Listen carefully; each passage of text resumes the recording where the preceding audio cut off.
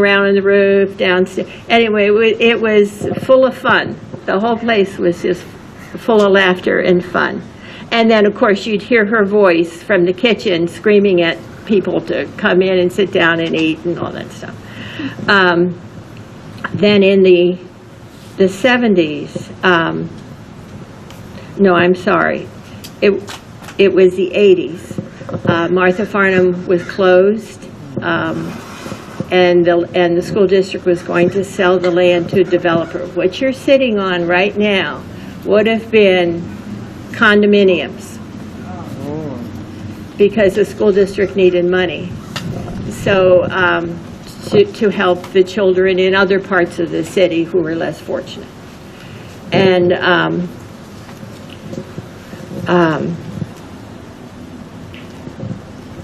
man named Chuck Grimm spearheaded the Beach Coalition for Farnham. And what we were a part of was the fact that PB needed a library. We had this little dinky, rundown postage stamp library across for what used to be Safeway on Ingram Street.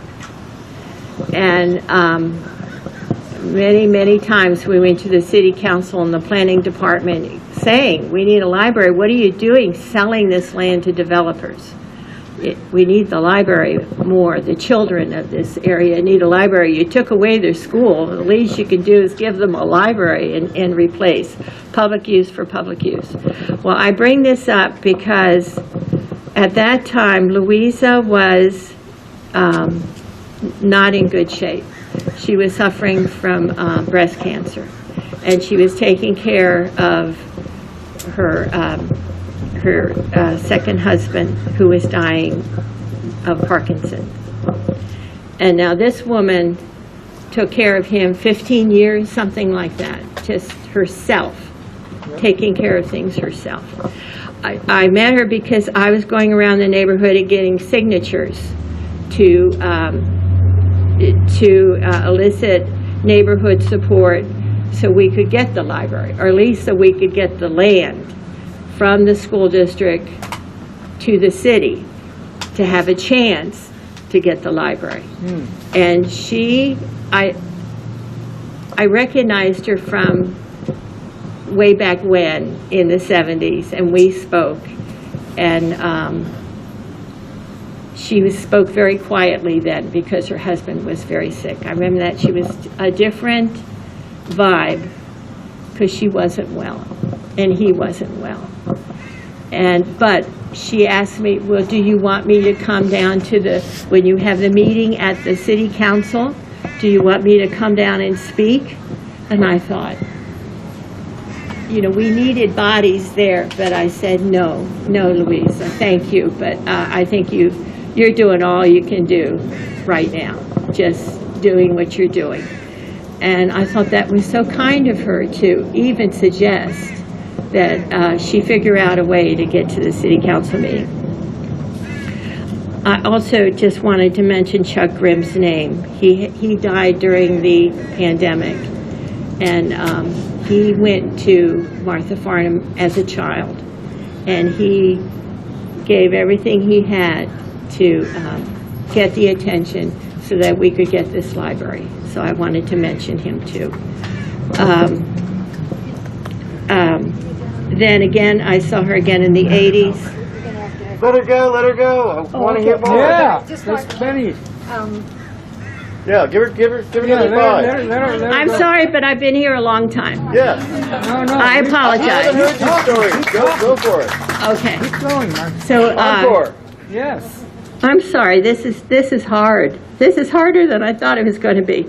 I saw her again in the year 2000 when I retired, and it was mentioned how open she was, how she would notice people. She didn't really know me that well, but she did recognize me from the street. And she said, Rhea, I can tell that you're not walking well. Is your back hurting? And it was. I was having a terrible time with my back. And so we started talking, and then she told me she beat the breast cancer. She was so ecstatic ecstatic. She explained everything that she did to beat it, and she was so proud of herself, and I was so happy for her. She almost danced a jig, in the middle of the street. I mean, not street, sidewalk.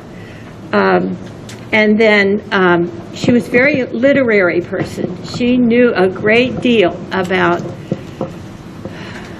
poetry, authors, books. She was in many book clubs.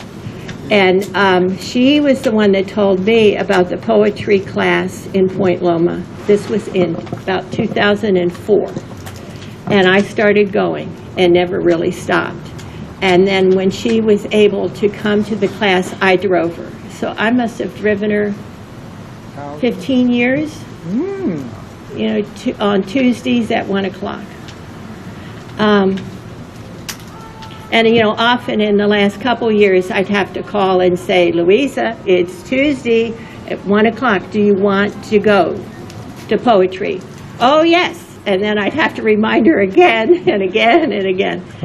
I'm going to stop there. I think you've all said wonderful things, and I agree. Thank you.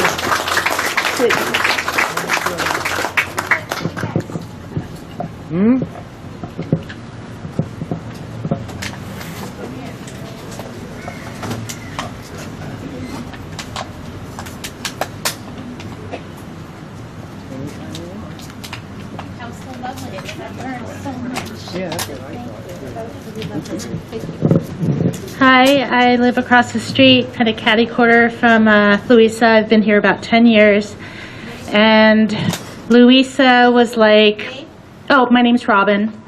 Hi, Robin. Kind of a surrogate grandmother, I guess. She was a kindred spirit. She was a mother, a daughter, a grandmother, and a friend to all of us, to so many. And like others have mentioned, she was so engaging and so sharp and spry up until the end.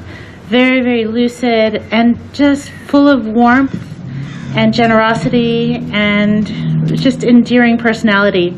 We would have tea. She is a gardener. I'm a gardener. We would share produce. I would come and walk through her lovely, lovely garden.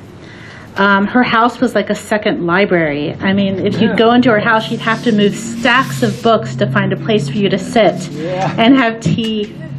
And I would bring baskets of fruit or vegetables, and she'd be like, oh, come to the garden. Here, pick this, pick this. Half the things I'd never heard of because I'm from Seattle. And what did she have? Like guava fruit. Oh, my gosh, she would give me so much.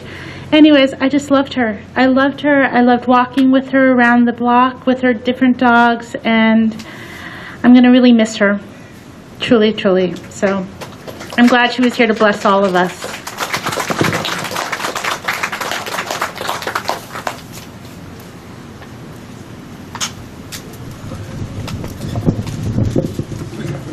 Good morning. My name is Bill, and I was Louisa's good neighbor for about 20 years. And a common thread I hear is how she did things for people. And I was on her route, and she would come by my house, and she had a route. Louisa was always walked. She had a route.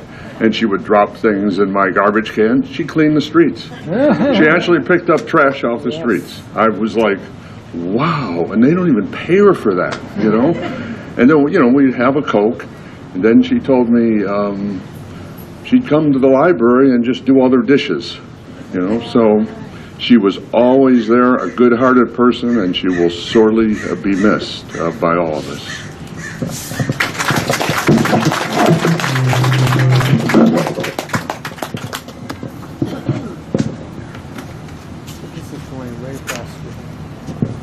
Hi, I'm Minna, and I see a few of us from the PBUU group.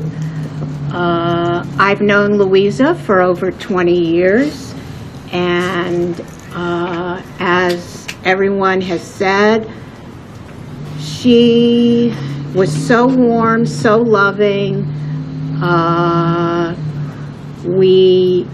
The Unitarian Church here is a very, very large church, and she and I think Iris Ann spoke earlier, started the neighborhood group. And just an attempt for those of us that live here in the beach to get to know each other better. I live nearby. I would see her walking her dog. I would see her in the library. Whenever she came to meetings, she always had homemade nut breads. Oh, Iris Ann, there you are out there. Okay. Well, she and I